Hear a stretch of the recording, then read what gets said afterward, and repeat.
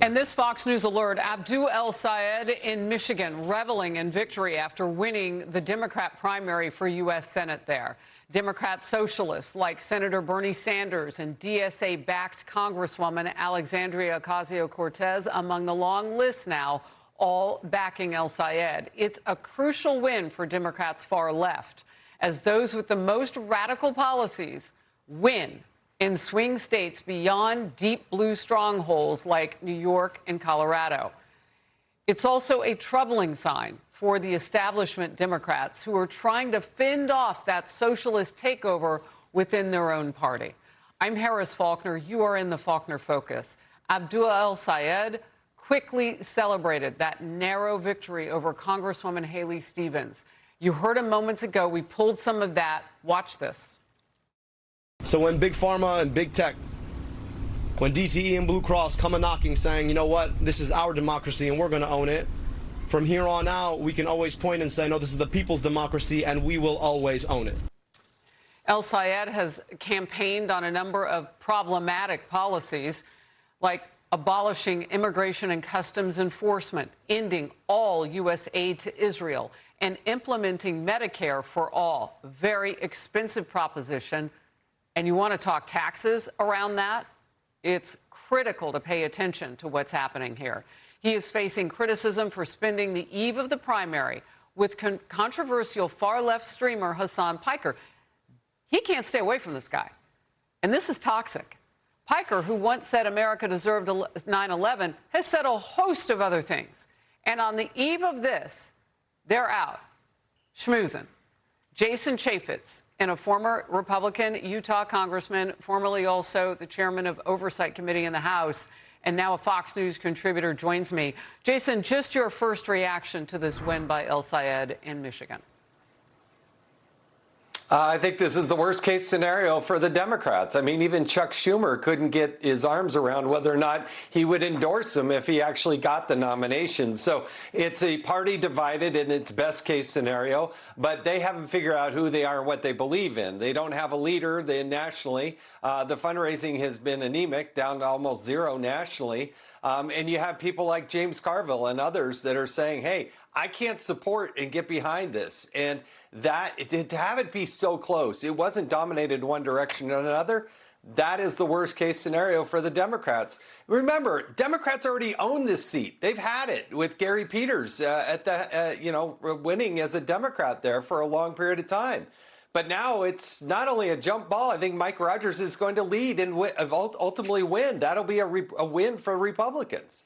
We have just now gotten a statement from Mike Rogers. So as you're talking about it, we're reading this for the first time on the air together.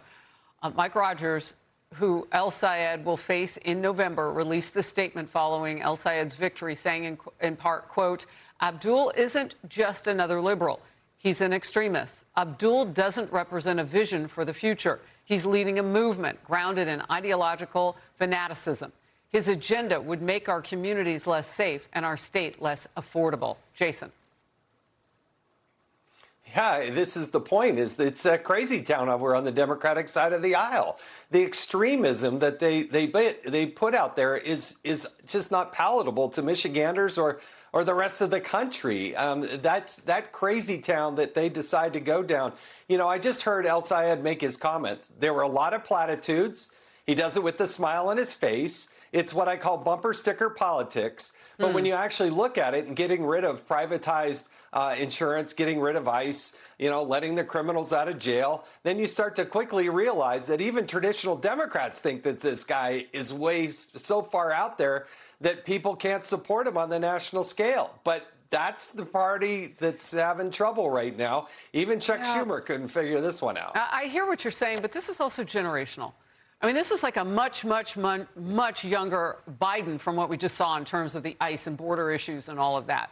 And then the policies, of course, are a much younger than Bernie Sanders. I mean, this isn't specifically new to the Democrat Party, but the youth part of it is. And that's been their problem. When Nancy Pelosi had a chance to usher in a guy like, I don't know, Representative Tim Ryan or somebody other than her after all those terms and two as Speaker, no, she crushed him politically.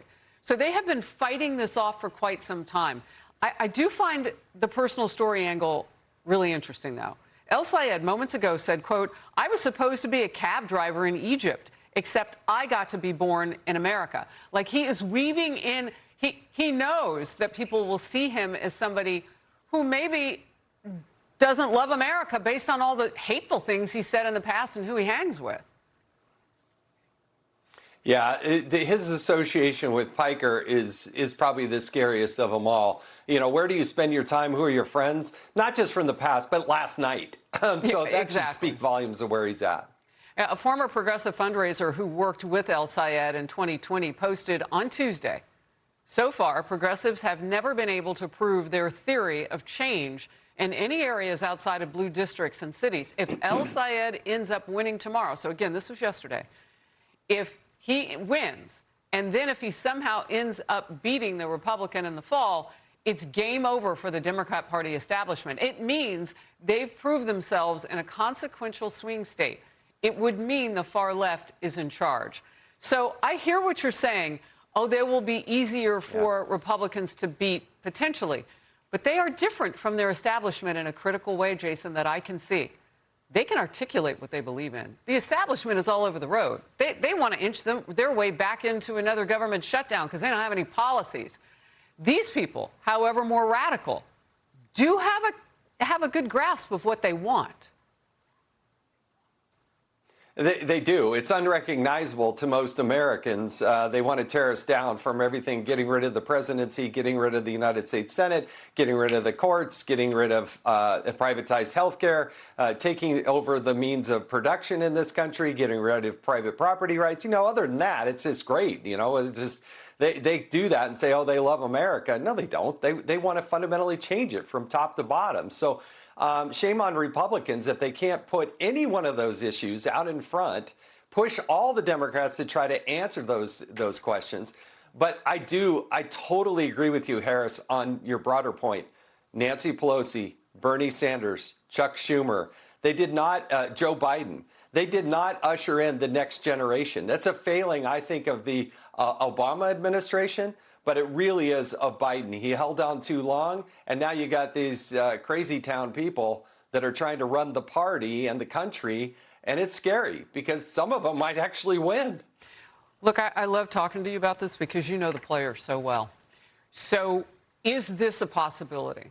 Because now you got to figure how they're going to coalesce, because Democrats always do that.